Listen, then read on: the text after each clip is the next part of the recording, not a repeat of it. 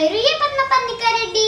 నేను ఈరోజు మీ ముందుకు ఎందుకు వచ్చానంటే మోక్షగుండం విశ్వేశ్వరయ్య గారి స్వీయ చరిత్ర గురించి నాకు తెలిసిన విషయాలను మీ అందరితో కూడా పంచుకోవాలనుకుంటున్నాను. నేను మైండ్ విజన్లో జాయిన్ అవ్వడం వలన నాకు ఈ అవకాశం లభించింది. మోక్షగుండం విశ్వేశ్వరయ్య గారు భారతదేశపు ఇంజనీరు, పండితుడు, రాజనీతిజ్ఞుడు.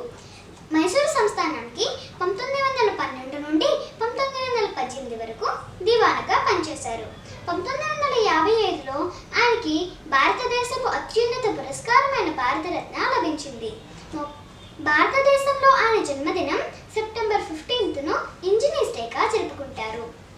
1861 సెప్టెంబర్ 15న బెంగళూరు నగరానికి 60 మైళ్ళ దూరంలో గల చిక్కబళ్ళాపూర్ తాలూకా ముద్దనహల్లి అనే గ్రామంలో మోక్షగుండం శ్రీనివాస శాస్త్రి, వెంకట లక్ష్మమ్మ అనే బ్రాహ్మణ దంపతులకి జన్మించారు. 3 దశాబ్దాల క్రితం వీరి కుటుంబం మైసూరు రాష్ట్రానికి వలస వెళ్లారు. కాబట్టి వీరు తెలుగు మాట్లాడగలిగేవారు. విశ్వేశ్వరయ్య గారి తండ్రి సంస్కృత పండితుడు, హిందూ ధర్మశాస్త్ర పారంగతుడే కాక ఆయుర్వేద వైద్యుడు కూడా. విశ్వేశ్వరయ్యకు 12 సంవత్సరాల వయసులో తండ్రి మరణించారు. ఆయన చిక్కబళ్ళాపూరులో ప్రాథమిక విద్య, బెంగళూరులో ఉన్నత విద్య పూర్తి చేశారు. 1881లో మద్రాసు విశ్వవిద్యాలయం నుండి BA, పూణే సైన్స్ కాలేజ్ నుండి సివిల్ ఇంజనీరింగ్లో ఉత్తీర్ణుడయ్యారు. ఆయన 23వ ఏట బొంబాయి ప్రజాపాలన శాఖలో అసిస్టెంట్ ఇంజనీర్గా చేరిన తర్వాత భారత నీటిపారుదల కమిషన్లో చేరవలసిందిగా వచ్చిన ఆహ్వానం అందుకుని దక్కన ప్రాంతంలో చక్కని నీటిపారుదల వ్యవస్థను ఆయన రూపొందించారు.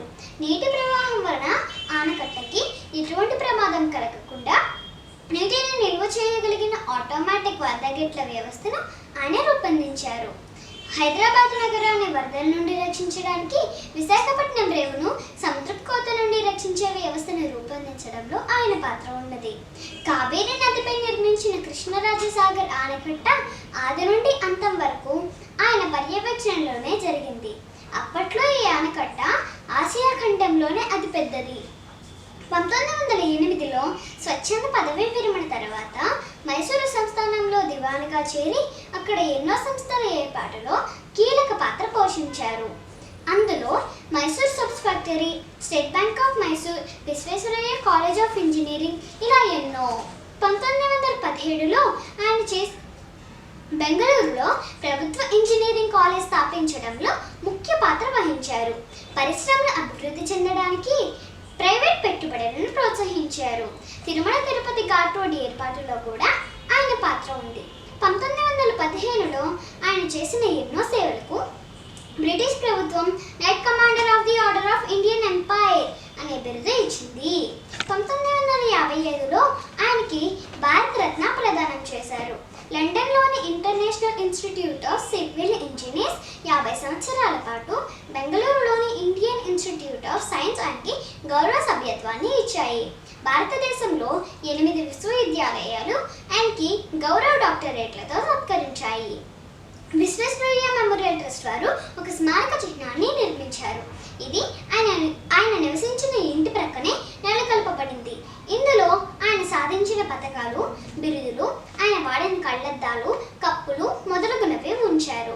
ఆయన రూపకల్పన చేసిన ప్రతిష్టాత్మక ప్రాజెక్ట్ కృష్ణరాజసాగర్ ఆనకట్ట నమూనాను కూడా సందర్శించవచ్చు. అక్కడి ప్రజలు దాన్ని ఈనాటికి ఒక దేవాలయంగా భావిస్తుంటారు.